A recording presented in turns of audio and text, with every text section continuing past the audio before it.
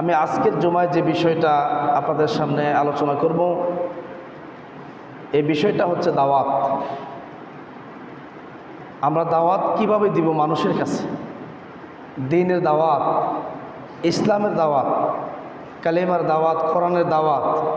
আমরা এই দাওয়াতগুলো মানুষকে কিভাবে দিব এবং কেন দিব, কী জন্য দিব, এবং এই দাওয়াত দিলে আমাদের উপকারিতাটা কি আছে, এই বিষয়গুলো নিয়ে আমি সংক্ষেপে কথা বলবো আপনাদের সামনে ইনশাআল্লাহ। তবে কালামে মাজিদ থেকে সূরাতুল আলে ইমরান থেকে একটা আয়াত তেলাওয়াত করেছি।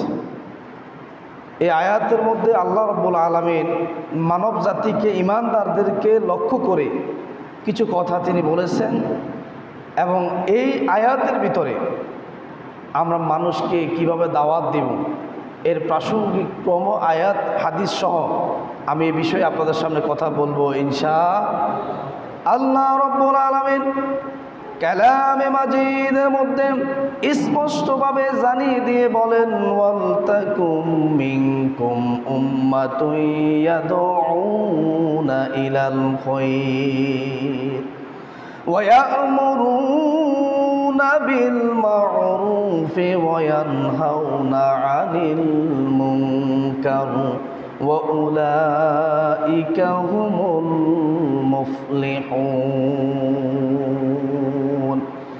আল্লাহ পাক কালামে মাজিদের সূরাতুল আলে ইমরানের 104 নম্বর আয়াতের মধ্যে বলেন, তোমাদের মধ্যে এমন কিছু লোক থাকবে, এমন কিছু গোষ্ঠী থাকবে যারা মানুষকে কল্যাণের দিকে আহ্বান করবে।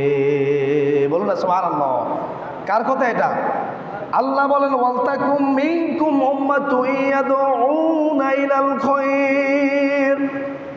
আল্লাহ বলে, মানুষ শোনো, তোমাদের মধ্যে এমন কিছু লোক থাকবে, এমন কিছু গোষ্ঠী থাকবে, এমন কিছু দল থাকবে যারা মানুষকে কল্যাণের দিকে আহ্বান করবে।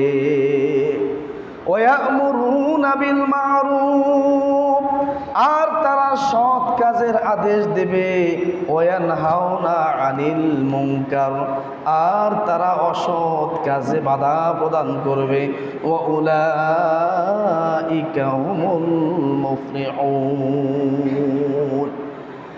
আর যারা মানুষকে কল্যাণের দিকে ডাকবে, সৎ কাজের আদেশ দেবে, অসৎ কাজে বাধা প্রদান করবে, আল্লাহ পাক বলেন ওয়া উলাইকা হুমুল মুফলিহুন, আর ওই সমস্ত লোকগুলো দুনিয়া